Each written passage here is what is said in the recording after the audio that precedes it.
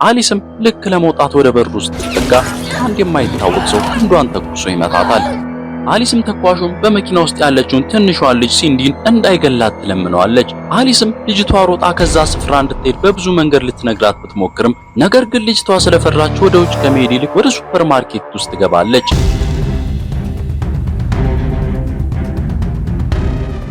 ፊልሙ የሚጀምረው በአንድ ሞቴል ውስጥ ሲሆን አሊስ የተባለች የ30 ዓመት ሴት ከባሏ ኤሪስ ስልክ ተደውሎላት ወደ መታጠቢያ ቤት ትገባለች። ሰዓቱ ከሌሊቱ 8 ሰዓት ነው። ኤሪክ በጥሩ ስሜት ሰላምታ ይሰጣትና በዚያው ቀን ልጅ ለመውለድ ከሚረዳ የጽንስ ሐኪም ጋር ቀጠሮ እንዳላቸው ያስታውሳታል። አሊስ በአንድ የመድኃኒት ኩባንያ ውስጥ የሶሻል ሚዲያ ማናጀር ሆና እንደምትሰራና ከአንድ ጠቃሚ ስብሰባ በኋላ ወደ ቤቷ እየተመለሰች እንደሆነ እንረዳለን። ነገር ግን ኤሪክ ሳያውቅ ሚስቱ አሊስ ጆን ከተባለ የሥራ ባልደረባዋና የቅርብ ጓደኛዋ ጋር እየማገጠች ነበር። ቀጥሎም አሊስና ጆን ከሞቴሉ ወጥተው ጉዟቸውን ይቀጥላሉ። በመንገድም ሲሄዱ አሊስና ኤሪክ ልጅ ለመውለድ ችግር እንዳለባቸው እያሰበች በሐሳብ ጭልጥ ትላለች። ነገር ግን ባሏ ኤሪክ በጣም አሳቢና ደጋፊ ባል ይመስላል። ሆኖም ጆን በድንገት ነዳጅ ሊያልቅ መሆኑን ያስተውላል። ትላንትና ሞልቶት ስለነበርም በዚህ ፍጥነት በማለቁ ነገሩ ግራ ያጋባዋል። ቢሆንም ችግሩን ለመፍታት በአቅራቢያው ባለ የነዳጅ ማደያ ይቆማል። እሱም ነዳጅ በመቅዳት ላይ ያለ አሊስ ቡና ለመግዛት ወደ ውስጥ ትገባለች። ከማደያው አጠገብም ጋድ ኢዝ ኖዌር አምላክ የትም የለም የሚል ትልቅ የማስታወቂያ ሰሌዳ ይታያል። አሊስም ቡናዋን ከቀዳች በኋላ ክፍያ ለመፈጸም ወደ ውስጥ ትገባለች። ነገር ግን ማንም የለም። ስለዚህ ገንዘቡን በጠረጴዛው ላይ ትታ ለመውጣት ስትል አንድ አስከፊ ነገር ታያለች። ያየችውም በግድግዳ ላይ የተረጨ ደም ነበር። አሊስም ልክ ለመውጣት ወደ በሩ ውስጥ ስትጠጋ አንድ የማይታወቅ ሰው ክንዷን ተኩሶ ይመታታል። ከዚያም ወደ እሷ አቅጣጫ ተከታታይ ጥይቶችን ይተኩሳል። አሊስም እንደምንም ራሷን ለማዳን ትሞክራለች። ነገር ግን እርዳታ ለማግኘት የምታደርገው ጩኸት ሰሚ ሳያገኝ ይቀራል። ጆንም በመኪና ውስጥ ሆኖ ሙዚቃ ድምጹን ከፍ አድርጎ እየሰማ ስለነበረ በውስጥ ምን እየሆነ እንዳለ ፈጽሞ አላወቀም ነበር። አሊስም የተጎዳ ክንዷን በጨርቅ ካሰረች በኋላ ወደ ውጭ በትንሹ ትመለከታለች። በድንገትም በድጋሚ አንድ ጥይት ለጥቂት ይስታታል። በዚህ ጊዜ ተኳሹ በዚያው ጋድ ኢዝ ኖዌር በሚለው የማስታወቂያ ሰሌዳ ላይ እንዳለ ትረዳለች። አሁን በጣም አደገኛ ሁኔታ ላይ ናት። በማይታወቅ አጥቂ ተከባለች። ብቸኛው ጓደኛዋ ደግሞ ምንም ሳያውቅ ውጭ አለ። ቀጥላ አሊስ ጥቂት ሜትሮች ርቆ የሚገኘውን ስልኳን ለመውሰድ ትሞክራለች። ነገር ግን ልክ ልትይዘው ስትል ተኳሹ በአንድ ጥይት ስልኩን ያደቅባታል። ከዛ በኋላ አሊስ ሌላ የመትረፊያ መንገድ ትፈልጋለች። የሲሲቲቪ ምስሉን ስትመለከት የኋላ መውጫ በር እንዳለ ታያለች። በድንገትም ከአንድ ቦታ ድምጽ ትሰማለች።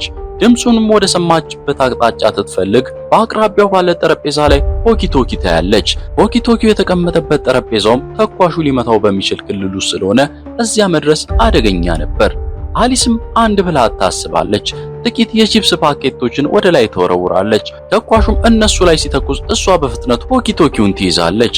ከዛ በኋላ አሊስ በሆኪቶኪው ላይ ላለው ሰው ፖሊስ እንዲጠራ ትነግረዋለች። በሌላ በኩል ያለው ሰው ግን ስለ ሚስቱ አሚሊያ ይጠይቃታል። ይህ በእንዲህ እንዳለ ጆን ነዳጁ እንደገና እያለቀ መሆኑን ያስተውላል። ግራ የገባውም ጆን ከመኪናው በታች ሲመለከት የነዳጅ ሳልባቲው ተበስቶ እያፈሰሰ መሆኑን ይመለከታል። ቀጥሎም አሊስ ስለዘገየችበት አሊስን ለማግኘት ወደ ውስጥ ይገባል።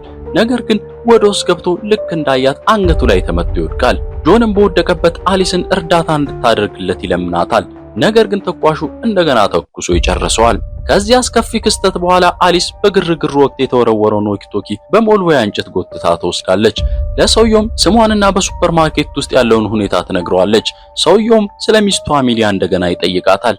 አሊስም በክፍል ውስጥ ሌላ ሰው እንደማይታያት ትነግረዋለች።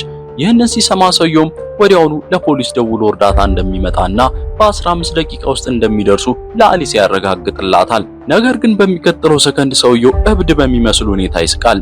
ጆንን የገደለው እሱ ራሱ እንደሆነ ይገልጽላታል። በተጨማሪም አሊስ ከሱ ጋር ማውራት ካልፈለገች ወደ ታች እንደሚወርድ ያስፈራራታል። ቀጥሎም አሊስ በሱፐርማርኬት ውስጥ ያሉትን መብራቶች ካጠፋች የማምለጥ ዕድሏ እንደሚጨምር ታስባለች። ይህንንም ለማድረግ የተለያዩ እቃዎችን ወደ መብራት ማጥፊያው ብትወረውርም አልሳካላት ይላል። ነገር ግን በመጨረሻ ጎማ ያለው መደርደሪያ ተጠቅማ ጥይቶቹን እየሸሸች መብራቱን ታጠፋዋለች። ከጥቂት ቆይታ በኋላ አሊስ በሬዲዮ ሌላ ሰው ለማግኘት ትሞክራለች። ነገር ግን ጥሪው ሁልጊዜ ወደ ተኳሹ ይሄዳል። ተኳሹም እዚህ ያለው እሱ አሊስና ሚስቱ አሚሊያ ብቻ እንደሆኑ ይነግራታል። ይህን ይህንንም እየነገራት እያለ የሞተችውን የአሚሊያን አስክሬን በማየቷ ትደነግጣለች። ገዳዩም ሚስቱ እየማገጠችበት ስለነበር ራሱ እንደገደላት ይነግራታል። ይህንንም ስትሰማ አሊስም እሷም ባሏ ላይ የማገጠች ስለሆነ የበለጠ ትደነግጣለች። ምክንያቱም ተኳሹ እሷን ለማደን የፈለገው በዚህ ምክንያት እንደሆነ ወይ ደግሞ ባልተፈለገ ቦታ በድንገት በመገኘቷ እንደሆነ ጥያቄ ፈጥሮባት ትጠራጠራለች። ይህ ከሆነ በኋላ ጥቂት ቆይቶ ዶግ የተባለ ሰው በመኪና ወደ ነዳጅ ማደያው ይመጣል። ፍቅረኛው አሚሊያንም ፍለጋ ወደ ውስጥ ይገባል። አሊስም በፍጥነት ተደብቆ እንዲቆይና አደገኛ ተኳሽ እንዳለ ትነግረዋለች። አሊስም ዶግ አሚሊያ አብራው የምትማግጠው ሰው እንደሆነ ትረዳለች። ቀጥሎም አሊስ ዶግ ፖሊስ እንዲጠራ ስትጠይቀው ዶግ ስልኩን በመኪና ውስጥ እንደረሳው ይነግራታል። አሊስም ፍቅረኛው በባሏ እንደተገደለች ስትነግረው ዶግ በድንገት አሚሊያ ፈጽሞ ትዳር እንዳልነበራት ይነግራታል። ይህ ሲሆንም አሊስ ግራ ትጋባለች። ዶግ ከመጣ ጀምሮ ተኳሹ ዝም ማለቱ ዶግ ራሱ ገዳዩ ይሆን ብላ ትጠራጠራለች። ዶግ ግን እሱ እንዳልሆነ ይምልላታል። አሊስም እውነቱን ለማረጋገጥ ዶግ ወደ መኪናው ሄዶ ስልኩን እንዲያመጣ ጠይቋለች። ዶግም ፈርቶ ቢቆይም አሊስ ስላስገደደችው በሐሳቧ ይስማማል። ነገር ግን ልክ መኪናው ጋር እንደደረሰ ተኳሹ ዶግን ገሎ ስልኩንም ያደቀዋል። በዚህ ሰዓትም ዶግ እውነቱ እንደነበረ አሊስ ትረዳለች። በተኳሹ ተታላ ንጹህ ሰው ለሞት በመዳረጓም በእጅጉ ትቆጫለች። ከዛ በኋላ ተኳሹ ወደ ሬዲዮኑ ተመልሶ አሊስ ነፍሰ ገዳይ እንደሆነች ይነግራታል። አሊስም በመድኃኒት ኩባንያ ውስጥ የምትሰራው ስራ የሰዎችን ሕይወት እንደሚጎዳ በመንገር ይወነጅላታል። አሊስም እሷ የሶሻል ሚዲያ ማናጀር ብቻ እንደሆነች ብትናገርም ተኳሹ ግን የሰዎችን ሕይወት የሚቀጥፉ መድኃኒቶችን በማስተዋወቅ ተባባሪ ነሽ ይላታል። በተጨማሪም አሊስ የሥራ እድገት ለማግኘት ስትል አንድን ሰው በሐሰት በጾታዊ ጥቃት ከሳ ከሥራ እንዲባረር ማድረጓንና ያ ሰው የታመመች ልጁን ለማከም ገንዘብ አጥቶ እንደተቸገረ ይነግራታል። ይህም ከሆነ በኋላ አሊስ በተከታታይ ጥቃቶች መካከል ለማምለጥ ብትሞክርም የኋላው በር በቁልፍ ተዘግቶ ታገኘዋለች። ሌሎች ደንበኞችም ወደ ማደያው ቢመጡም ተኳሹ እቅዱን የሚያውቁትን ብቻ ስለሚገድል አንዳንዶቹን ዝም ብሎ ይተዋቸዋል። በኋላ ላይ ግን አንዲት አሮጊትና ሽማግሌ ባልና ሚስት መጥተው የዶግን አስክሬን ሲያዩ ተኳሹ ሁለቱንም በጥይት ይገላቸዋል። አሊስም በመኪናቸው ውስጥ የቀረች አንዲት ሲንዲ የምትባል ልጅ ትመለከታለች። አሊስም ተኳሹም በመኪና ውስጥ ያለችውን ትንሿን ልጅ ሲንዲን እንዳይገላት ትለምነዋለች። ተኳሹም ማድረግ ቢፈልግ ቀድሞ ያደርገው እንደነበረ ከነገራት በኋላ አሊስ ለልጅቷ ስትል ሕይወቷን ለመስጠት ፈቃደኛ እንደሆነች ይጠይቃታል። አሊስም አዎ ብላ ስትመልስለት ተኳሹ ልጅቷን እንድታስወጣ 2 ደቂቃ ይሰጣታል። አሊስም ልጅቷ ሮጣ ከዛ ስፍራ እንድትሄድ በብዙ መንገድ ልትነግራት ብትሞክርም ነገር ግን ልጅቷ ስለፈራች ወደ ውጭ ከመሄድ ይልቅ ወደ ሱፐርማርኬት ውስጥ ትገባለች። ይህም ከሆነ በኋላ ተኳሹ አሁን አሊስን ለመጨረስ ከማስታወቂያው ሰሌዳ ወርዶ ወደ ሱፐርማርኬቱ ይመጣል። አሊስም ከብዙ ትግል በኋላ የጀርባውን በር ቁልፍ ገዝግዛ ትሰብረዋለች።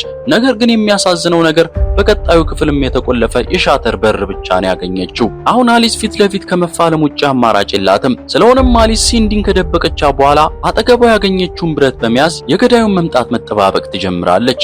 ገዳዩም ውስጥ እንደገባ እኔ በከዳሹ ባልሽ የተላኩኝ ገዳይ ነኝ ወይስ በጾታዊ ጥቃት የከሰሽኝ ሰው ነኝ ወይስ አንቺ በምትሰሪበት ድርጅት በሚመረት መድኃኒት ምክንያት ሴት ልጁን ያጣ ተበዳይ ነኝ እያለ ድምፁን ከፍ አድርጎ እየተናገረ አሊስ የተደበቀችበትን መፈለግ ይጀምራል። ጥቂት ቆይቶም ገዳዩ ከአንድ መደርደሪያ ጥግ ሲደርስ አሊስ ጠብቃ በድንገት ከበስተጀርባው ዘላ በብረት ተወጋለች። ከዛ በኋላ ሁለቱ ብርቱ ትግል ያደርጋሉ።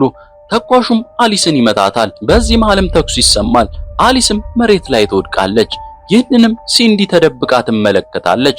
ከዛ በኋላ ገዳዩ ወደ ተደበቀችው ሲንዲ ሲጠጋ አሊስ በቀራት አቅም ተነስታ በሰዓት ማጥፊያ ብረት ተመተዋለች። ቀጥላም ሃይድሮሊክ መጭመቂያ ማሽኑን አስነስታ ገዳዩን ወደዛው ትገፋዋለች። አሊስም የገዳዩን ማንነት ለማወቅ ማስኩን ለማውለቅ ስትሞክር ሃይድሮሊክ መጭመቂያው ማሽኑ ቀድሟት የገዳዩን ፊት ሳታየው ጭንቅላቱን ይቀረጣጥፈዋል። በዚህ ምክንያት አሊስ ማንነቱን ወይም ትክክለኛ ዓላማውን ሳታውቅ ትቀራለች። ከዛ በኋላ አሊስ በደረሰባት ከፍተኛ ቁስልና ድካም ምክንያት ሲንዲ ፊት እየደከመች ሄዳ ትሞታለች። በመጨረሻም ሲንዲ የተባለችው ትንሽ ልጅ በማለዳው ፀሐይ ከሱፐርማርኬት ወጥታ በመንገድ ላይ ብቻዋን ስትሄድ እያሳየንና ከዚያ አስከፊ አደጋ የተረፈችው ብቸኛ ልጅ ሲንዲ እንደሆነች እየነገረን ፊልሙ ታሪኩን እዚህ ጋር ይቋጫል።